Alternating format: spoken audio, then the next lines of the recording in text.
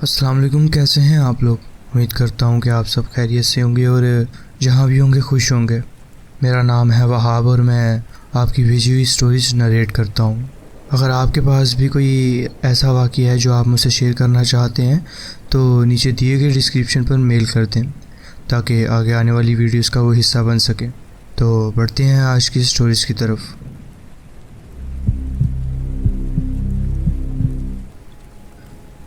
अस्सलाम वालेकुम। मेरा नाम एहसन है। मेरी दादी ने 1960 के दौरान कराची के एक पुराने इलाके सोल्जर बाज़ार में एक घर ख़रीदा। जब मेरे दादा दादी का पहला बच्चा हुआ था तब उन्होंने ये घर लिया था। उनका कहना था कि पहले दिन से ही उनको महसूस हो गया कि ये घर अजीब है, जैसे हमारे यहाँ रहने से पहले भी कोई यहाँ मौजूद हो, रह रहा हो। लेकिन दादी कहती थी कि उनको कभी किसी चीज़ से खौफ महसूस नहीं हुआ और ना ही कभी उनका दिल इस घर को छोड़ने का चाहता था। सालों तक ये घर हमारे ख़ानदान का मरकज़ बना रहा। इस घर में और भी बच्चे बड़े हुए और ये एक महफूज जगह समझी जाती थी। ख़ानदान के अक्सर लोग यहाँ इकट्ठे होते थे और कभी कभी टेम्परेरी तौर पर यहाँ रहते भी थे। हर किसी ने यहाँ कुछ न कुछ अजीब महसूस किया और आमतौर पर लोग इसको भूत वगैरह से जोड़ देते थे। लेकिन सिर्फ एक वाक़या ऐसा था जो वाकई ही खौफनाक, बहुत डरावना था।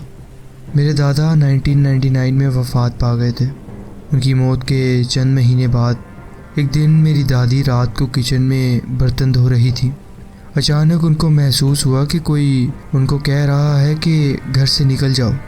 उनको ये भी महसूस होने लगा कि जैसे दादा उनको किसी खतरे से चुकन्ना करना चाह रहे हों। इससे पहले कि वो इस एहसास को समझ पाती, एक ज़बरदस्त ताकत ने उनको पीछे से जकड़ लिया और नीचे बेसमेंट की तरफ धकेलने लगा। उस वक्त घर में कोई और नहीं था, लेकिन उनको महसूस हो रहा था कि कोई बहुत ताकतवर चीज़ उनको खींच रही है। उन्होंने पूरी ताकत से उस अनदेखी अनजानी ताकत के खिलाफ जंग की और बहुत मुश्किल से किचन में जो मेज़ थी वो पकड़ ली, मगर वो अनजान कुव्वत उनको ज़ोर से खींच रही थी, जैसे उनको नीचे बेसमेंट में ले जाना चाहती हो। फिर अचानक सब कुछ खामोश हो गया। घर एकदम शांत हो गया। दादी कहती हैं कि उनकी ज़िंदगी का ये सबसे डरावना वाक़या था। एक दिन जब मैं उनसे इसी किचन के मेज़ पर बैठा ये कहानी सुन रहा था तो उन्होंने मुझे एक छोटी लड़की के भूत के बारे में बताया जो उनके घर के बेसमेंट में रहती थी। दादी कहती हैं कि ये लड़की हमेशा शरारतें करती थी। कभी उनकी चादर खींच लेती जब वो सोती थी, कभी कोई चीज़ छुपा देती थी, कभी कभी इसकी हंसी भी सुनाई देती थी। लेकिन ये लड़की सिर्फ शरारत करती थी, जैसे कोई सिर्फ खेलना चाहता हो या मजाक कर रहा हो। एक दिन मेरी अम्मी जो तब वहीं रहती थी बेसमेंट में कपड़े धो रही थी। अचानक उनको एक हल्की सी धुंध सी शक्ल नज़र आई जो एक छोटी सी लड़की जैसी थी। अम्मी ने घबरा के सलाम कहा, मगर वो शक्ल एकदम गायब हो गई। मैंने खुद इस घर में कभी कोई अजीब चीज़ महसूस नहीं की थी, लेकिन जब इतनी कहानियाँ सुनी तो अकेले किसी भी कमरे में रहते हुए अजीब सा खौफ महसूस होता था। कुछ साल बाद मैं अपनी अम्मी और दो दोस्तों के साथ उसी किचन की मेज़ पर बैठा था। मेरे दोस्त, जिनको मैं अली और अरसलान बुलाऊंगा इस कहानी में, हमारे साथ ही थे। हमारे पास बाहर जाने के लिए पैसे नहीं थे, इसलिए हमने सोचा कि दादी के पुरस्कार घर में बैठ के वक्त गुजारा जाए।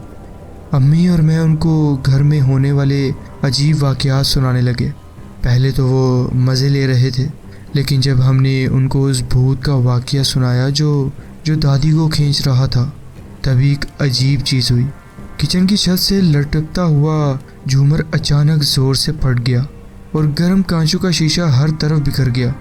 हम सब एक पल के लिए बस एक दूसरे को देखते रह गए। फिर बिना सोचे समझे हमने वहाँ से निकलने का फ़ैसला किया। हमने शीशा भी साफ़ नहीं किया और बस वहाँ से भाग गए। आज भी जब मैं इस वाक़ये को याद करता हूँ मेरी रूह कांप जाती है। उस दिन कोई बिजली का मसला नहीं था, कोई इलेक्ट्रिसिटी ट्रिप नहीं की थी, लेकिन वो एक झूमर का शीशा ऐसे फटा जैसे किसी ने जानबूझकर उसको तोड़ा हो। अरसलान और अली दोबारा कभी उस घर में नहीं आए और मैं हर हफ्ते दादी को फ़ोन करके पूछता हूँ कि घर कैसा है। कभी कभी सोचता हूँ कि वो सिर्फ उस छोटी लड़की का साया था या फिर कोई और भी था जो ज़्यादा खौफनाक था। क्या उस घर में कोई छोटी लड़की से ज़्यादा भी खौफनाक है? ये था मेरा वाक़या जो मैं आपके साथ शेयर करना चाहता था। जी बहुत बहुत शुक्रिया, आपने अपनी कहानी हमारे साथ शेयर की। बढ़ते हैं अपनी नेक्स्ट स्टोरी की तरफ।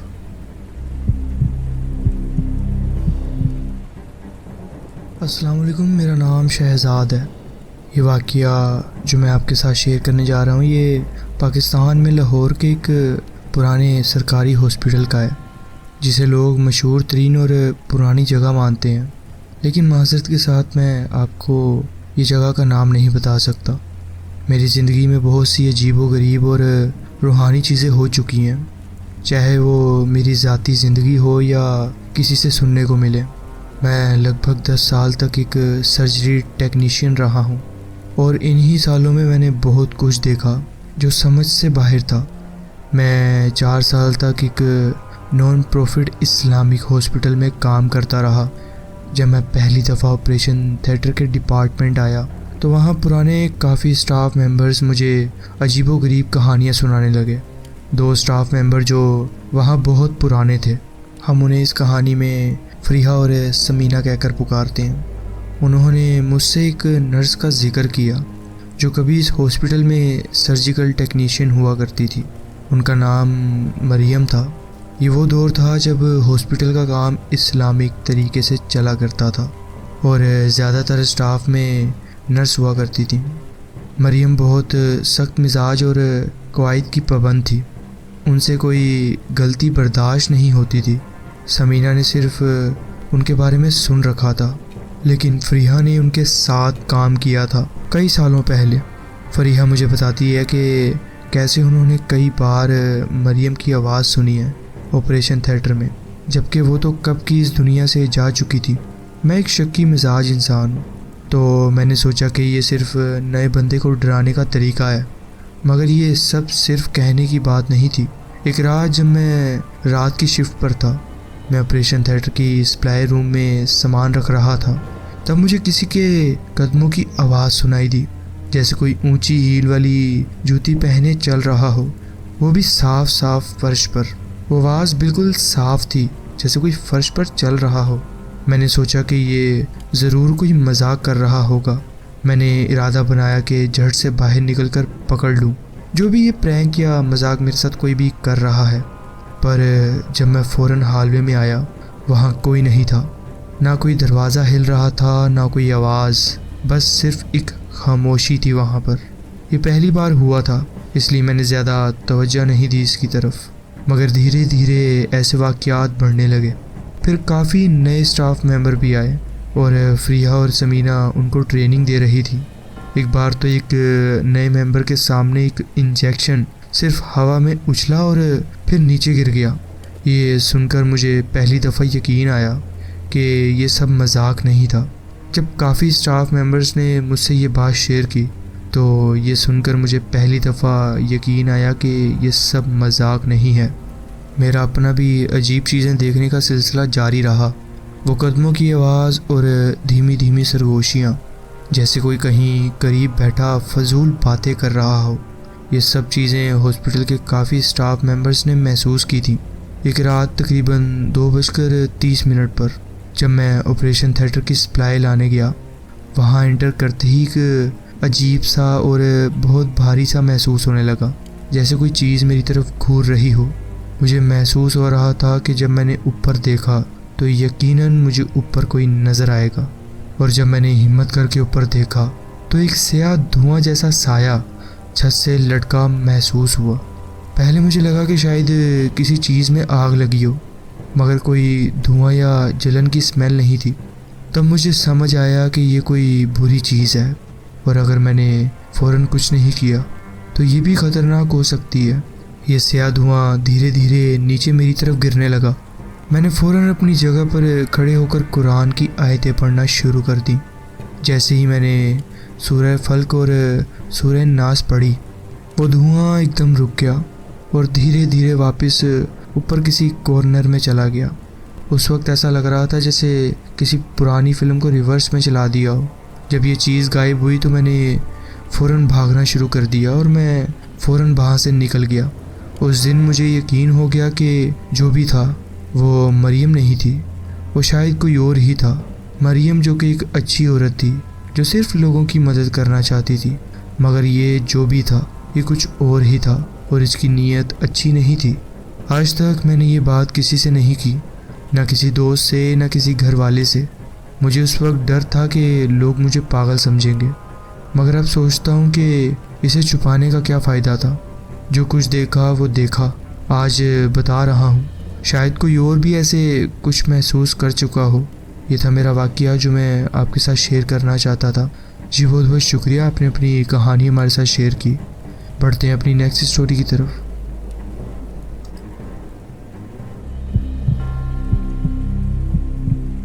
अस्सलामुअलैकुम, मेरा नाम अलीना है और ये कहानी बिल्कुल सच है।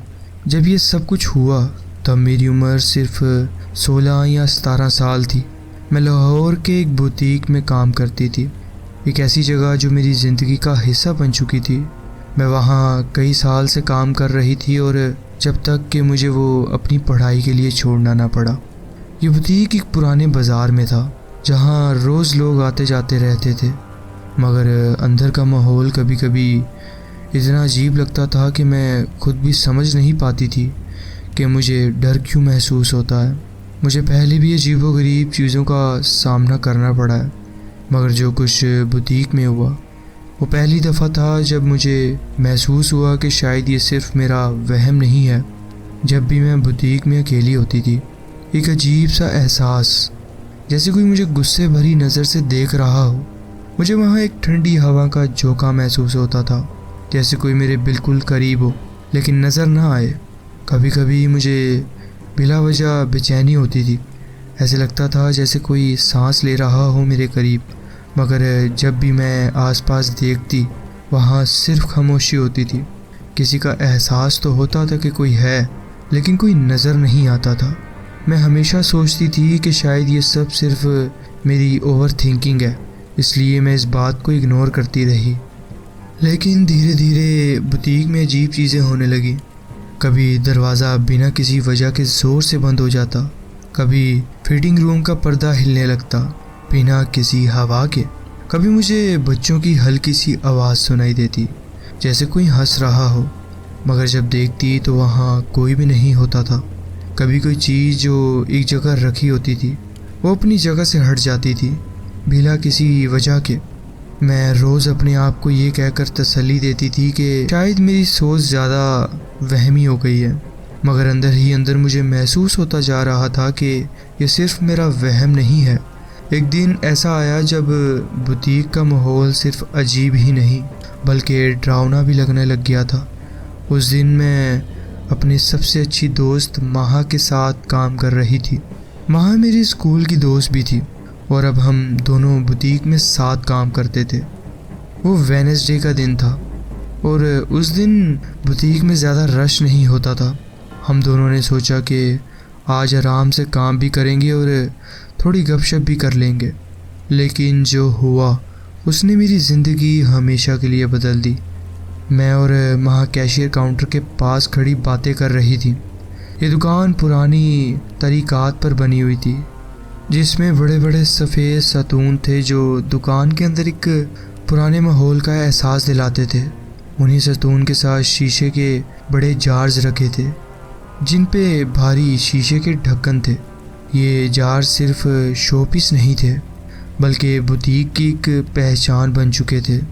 हमेशा एक जगह मौजूद, हमेशा बेहरकत। हर जार तकरीबन 1 या 2 फुट का था। अंदर रखी चीज़ें साफ दिखाई देती थीं और उनके भारी ढक्कन कभी हिलते भी नहीं थे। उस दिन भी सब कुछ आम लग रहा था, कम से कम हमें ऐसा ही लग रहा था। उस दिन सब कुछ नॉर्मल था, या कम से कम सिर्फ हमें ऐसा एहसास हो रहा था।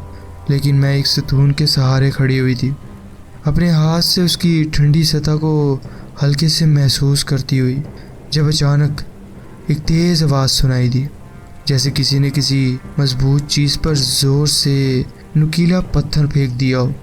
एक पल के लिए सब कुछ एक अजीब सी खामोशी में जम गया और अगले ही सेकंड में जार का एक भारी शीशे का ढक्कन हवा में उछला। वो सिर्फ गिरा नहीं बल्कि जैसे किसी ने उसी पूरी ताकत से उछाला हो। वो सीधा उस सतून से जाकर टकराया जहाँ मैं खड़ी हुई थी। एक जोर का धमाका हुआ और शीशे हर जगह बिखर गए, जैसे एक अजीब तूफान मेरे चारों तरफ आ गया हो। शीशे के नए नाजुक टुकड़े हवा में लटकते धूल की तरह हर जगह घूम रहे थे। मेरे बालों में अटक गए, कपड़ों पर चिपक गए थे, हाथ और पैर पर भी बिखर गए थे। एकदम से सब कुछ रुक गया था वहाँ, लेकिन सिर्फ एक पल के लिए। और फिर माँ की चीख ने इस खामोशी को चीर दिया। उसकी चीख सुनते ही मुझे एहसास हुआ कि मेरी सांसों की रफ्तार तेज़ हो चुकी है। मेरा दिल इतनी ज़ोरों से धड़क रहा था कि मुझे अपना धड़कना अपने कानों में सुनाई दे रहा था।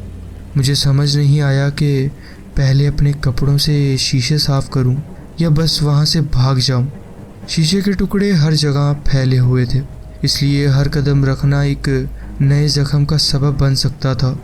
माँ ने मेरा हाथ पकड़ा और बिना कुछ सोचे हम दोनों ज़ोर ज़ोर से चिल्लाते हुए दुकान से बाहर भाग गईं। पैरों के नीचे शीशे की चूर चूर होने की आवाज़ सुनाई दी, मगर उस वक्त सिर्फ एक ही ख्याल था, इस जगह से जितनी जल्दी हो सके निकल जाना। जैसे ही हम बाहर पहुंचे, रात के अंधेरे और सड़क की रोशनियों के दरमियान हमने एक दूसरे को देखा। हमें एहसास हुआ कि हम दोनों कांप रही थीं। माँ के हाथ बारिश में भीगे पत्तों की तरह लरस रहे थे और मेरी आंखों से आंसू गिर रहे थे, न जाने डर की वजह से या हैरानी की वजह से। लेकिन सबसे डरावनी बात ये नहीं थी। सबसे ज़्यादा खौफनाक चीज़ ये थी कि जैसे ही हम बुटीक के बाहर निकले, हमें दुकान के अंदर से एक गहरी भारी भरे एक आवाज़ सुनाई दी। ऐसी आवाज़ जो सिर्फ एक जगह पर नहीं रुकी बल्कि पूरी दुकान में गूंज गई, जैसे कोई अंदर गरज रहा हो, जैसे कोई हमें वार्निंग दे रहा हो, जैसे कोई दिख तो नहीं रहा मगर कह रहा हो कि ये तुम्हारा इलाका नहीं है। बुटीक एक मसरूफ़ सड़क पर थी, इसलिए मुझे यकीन है कि जो लोग वहाँ से गुजरे हुए होंगे उन्होंने हमें भागते हुए ज़रूर देखा होगा, लेकिन किसी ने भी कुछ नहीं कहा।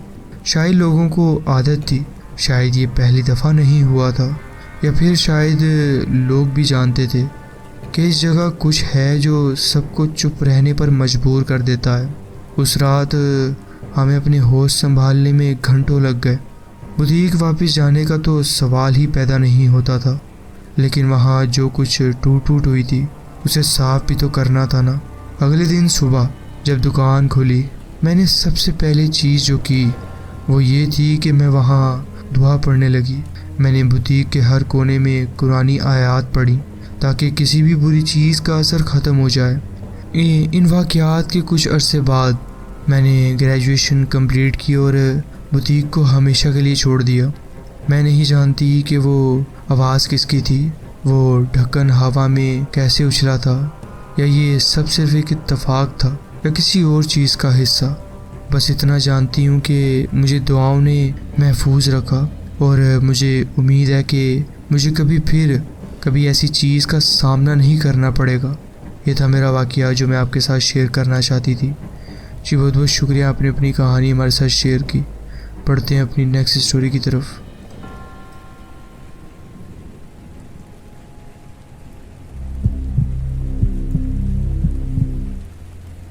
अस्सलाम वालेकुम, मेरा नाम परवेज़ है और मैं एक सिक्योरिटी गार्ड हूँ जो रात के वक्त ड्यूटी करता हूँ। मुझे पैरानॉर्मल चीज़ों पर यकीन नहीं है, ये कह लें कि था, लेकिन कुछ वाक़यात ऐसे हुए जो समझना मुश्किल हो जाता है मुझे। मेरी नौकरी ये है कि मैं लाहौर के एक पुराने गोदाम के बाहर रात की शिफ्ट करता हूँ, जो कि जलने की वजह से खाली हो चुकी है। ये गोदाम 1 महीने पहले आग लगने की वजह से तबाह हो गया था और मालिक ने फैसला किया था कि इसे दोबारा बनाया जाए, ना कि बस इसे उसी हालत में ठीक करा जाए।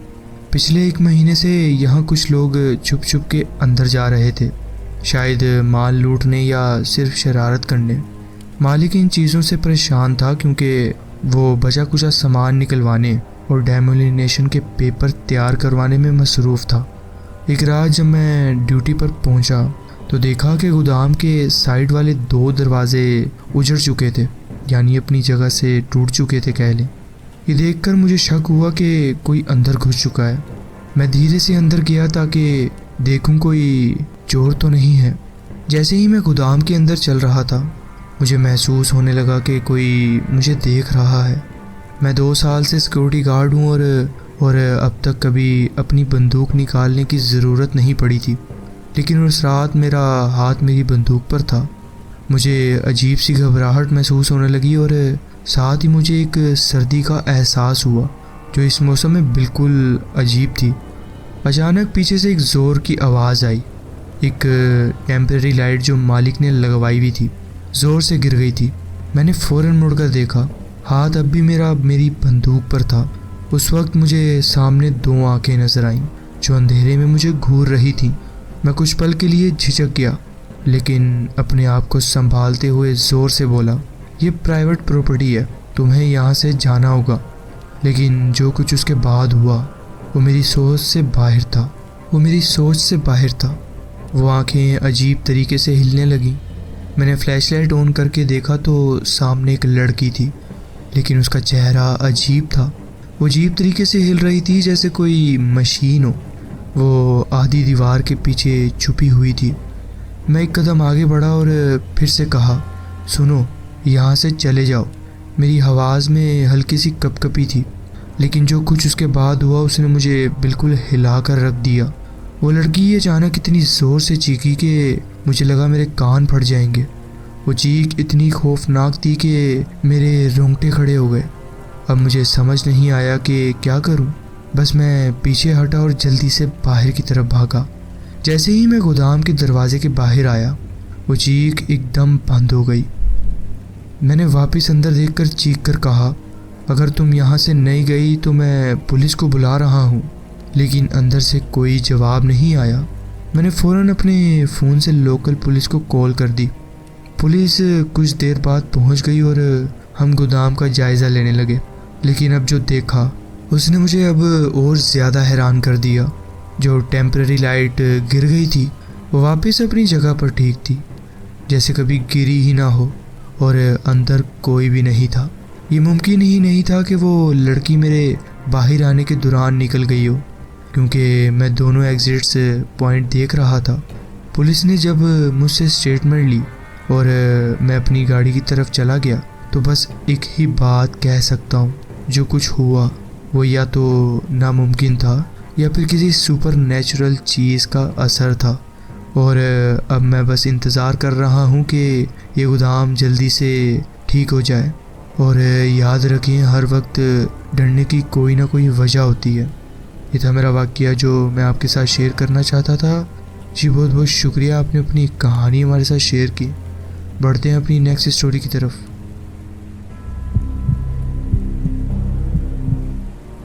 अस्सलाम वालेकुम, मेरा नाम अली है।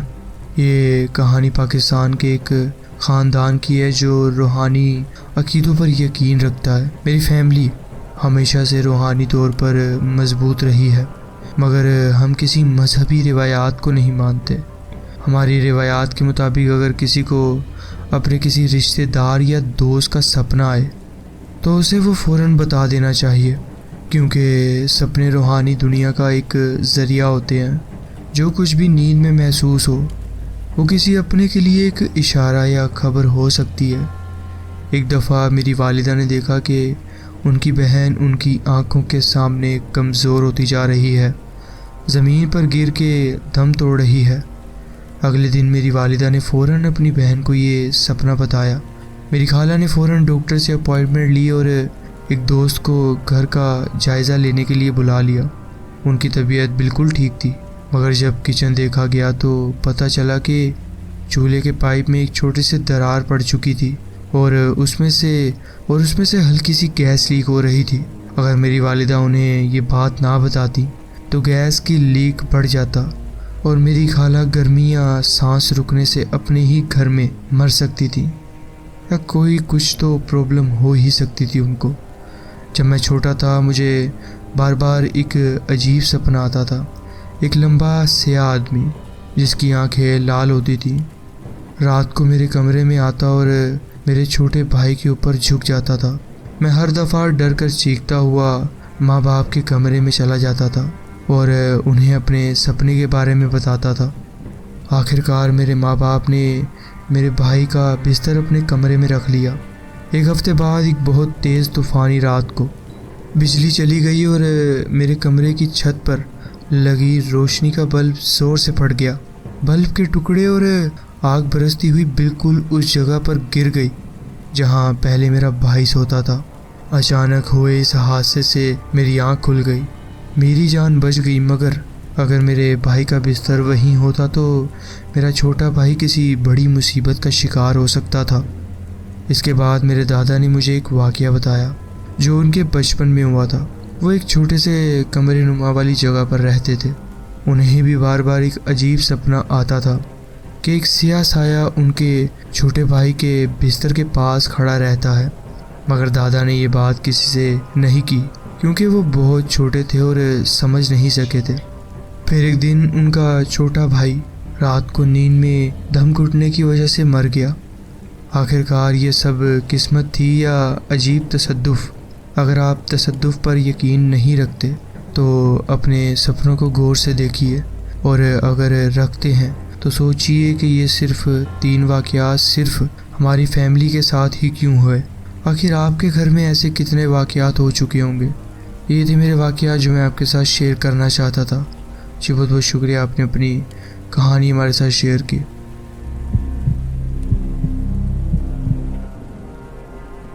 अस्सलाम वालेकुम, मेरा नाम फैज़ान है। ये कहानी जो मैं आपके साथ शेयर करने जा रहा हूँ ये मेरे वालिद की दोस्त की है। उन्होंने मुझे इजाज़त दी है कि मैं ये कहानी शेयर कर सकूँ। ये वाक़या 2013 की सर्दी के मौसम में पाकिस्तान के खैबर पख्तूनख्वा में हुआ है। ये उस वक्त की बात है जब वो अपनी नौकरी से छुट्टी लेकर अपने गांव वापस जा रहे थे। दिसंबर का महीना था, ठंडी हवा चल रही थी। वो एक लंबे सफ़र पर थे और अकेले मुसाफिर का एहसास उन्हें और ज़्यादा बेचैन कर रहा था। अंकल बहुत थके हुए थे, सुबह से सफ़र कर रहे थे और अभी भी कुछ घंटों का सफ़र बाकी था। खैबर पख्तूनख्वा के ये रास्ते वैसे भी मुश्किल होते हैं और जब रात हो तो ये और भी ज़्यादा खौफनाक महसूस होते हैं। हर तरफ सिर्फ अंधेरा था और चाँद भी एक अजीब सी रोशनी डाल रहा था ज़मीन पर। ये सफ़र सिर्फ लंबे होने की वजह से नहीं बल्कि अकेले होने की वजह से भी अजीब लग रहा था। चलते चलते उनकी नज़र एक छोटी सी सड़क पर पड़ी जो पहाड़ों के दरमियान से गुज़रती थी। एक ऐसा शॉर्टकट था जो उनका सफ़र कम कर सकता था। अंधेरा और खौफ के बावजूद उन्होंने फ़ैसला किया कि वो इस रास्ते से गुज़रेंगे ताकि जल्दी गांव पहुंच सकें। लेकिन उन्हें ये अंदाज़ा नहीं था कि यही फ़ैसला उनकी ज़िंदगी का सबसे बुरा फ़ैसला साबित होगा। जो लोग कभी खैबर पख्तूनख्वा या बलूचिस्तान के पहाड़ी रास्तों से गुज़रे हैं वो जानते हैं कि ये रास्ते दिन के उजाले में ख़तरनाक होते हैं, लेकिन रात के अंधेरे में जब हवा तेज़ चल रही हो तो और भी ज़्यादा ख़तरनाक और खौफनाक महसूस होते हैं। और ज़रा सी भी लापरवाही गाड़ी को नीचे गहरी खाई में गिरा सकती है। जब उन्होंने ये शॉर्टकट लिया उन्होंने फ़ौरन महसूस किया कि ये रास्ता पहले इतना सुनसान नहीं हुआ करता था। गाड़ी चलाते चलाते उन्होंने महसूस किया कि उनकी गाड़ी के पीछे शीशे के बाहर कोई आदमी उनके साथ साथ चल रहा है। पहले तो उन्हें समझ नहीं आया कि ये कैसे मुमकिन है। गाड़ी तेज़ रफ्तारी से चल रही थी और ये सिर्फ एक आम आदमी नहीं था, ये एक बूढ़ा आदमी था जो अजीब सी चाल से गाड़ी के साथ साथ भाग रहा था। उनका चेहरा साफ नहीं दिख रहा था मगर उसका अजीब सा अंदाज़ और उसकी रफ्तार कुछ नॉर्मल नहीं लग रही थी। अंकल का दिल तेज़ धड़कने लगा और पहले उन्होंने सोचा कि शायद उन्हें कोई वहम हुआ है, लेकिन जब उन्होंने एक बार फिर पीछे मुड़कर देखा तो उनको वही शख्स फिर से नज़र आया। अब की बार उसकी चाल फिर से तेज़ हो चुकी थी, लेकिन सबसे अजीब बात यह थी कि उसके कदम ज़मीन पर नहीं लग रहे थे, जैसे वो हवा में तैरता आ रहा हो उनके पास। फिर उन्होंने एक और बड़ी गलती की। घबराहट में उन्होंने गाड़ी रोकी, बाहर निकले और देखने की कोशिश की कि ये क्या हो रहा है। लेकिन जैसे ही उन्होंने अपनी आंखें इधर उधर, उन्हें वहाँ कुछ भी नज़र नहीं आया। ना कोई आदमी, ना कोई निशान, ना ही ज़मीन पर किसी के कदम के असर। रात की ठंडी हवा उनके चेहरे पर टकराई और उन्हें महसूस हुआ कि कोई उनके करीब है, मगर नज़र नहीं आ रहा। अंकल ने सोचा शायद ये सब उनकी थकान की वजह से हो रहा है।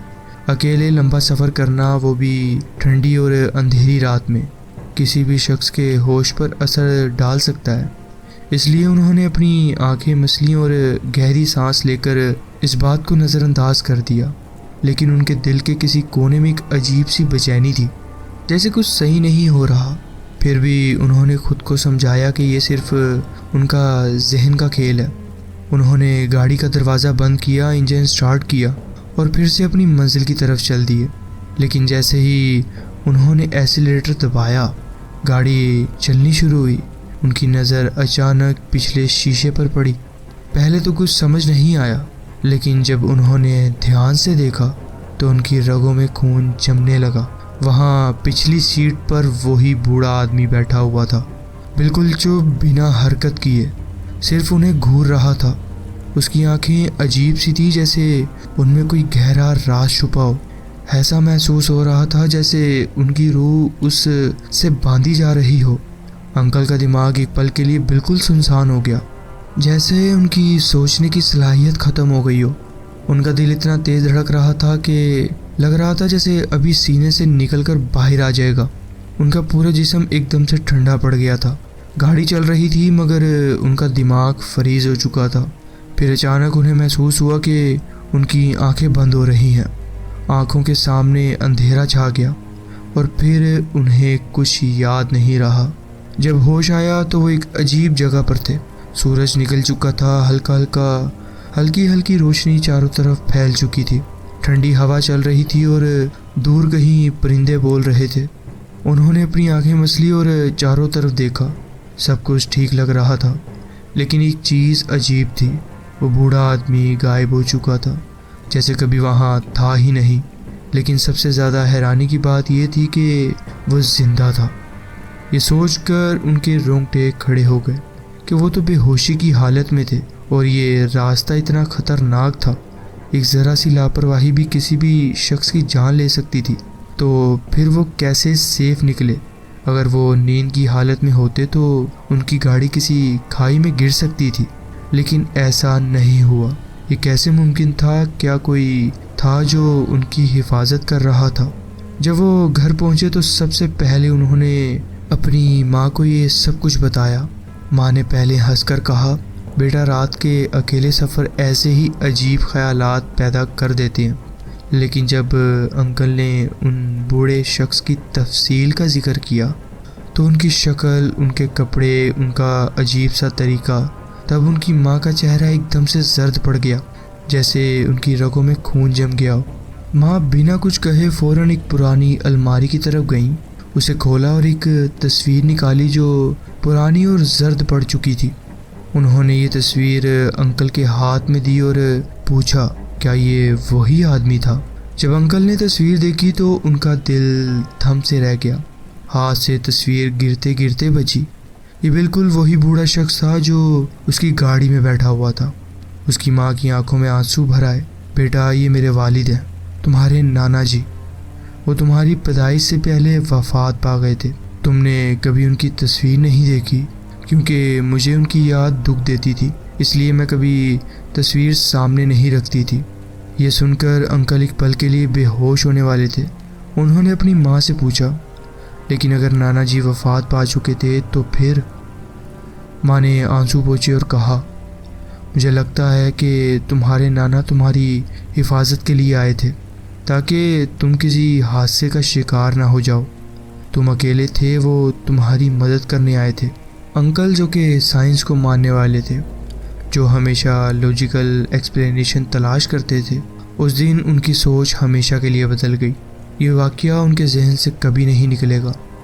उन्हें यकीन हो गया था कि इस दुनिया में सिर्फ जो हम देख सकते हैं वही नहीं होता।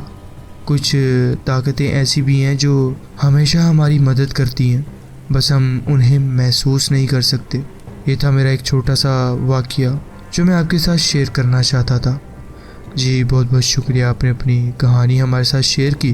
तो जी फ्रेंड्स, ये थी आज की स्टोरीज़। आप कमेंट्स में ज़रूर बताएं कि आपको ये स्टोरीज़ कैसी लगी। अगर आपको ये स्टोरीज़ अच्छी लगी हो तो वीडियो को ज़रूर लाइक कीजिए और चैनल को ज़रूर सब्सक्राइब कीजिए और बेल आइकन को ज़रूर प्रेस कर लीजिए ताकि आगे आने वाली कहानियाँ वीडियोज़ आपसे मिस ना हो। अपना ख्याल रखें और मिलते हैं नेक्स्ट वीडियो में। अल्लाह हाफिज़।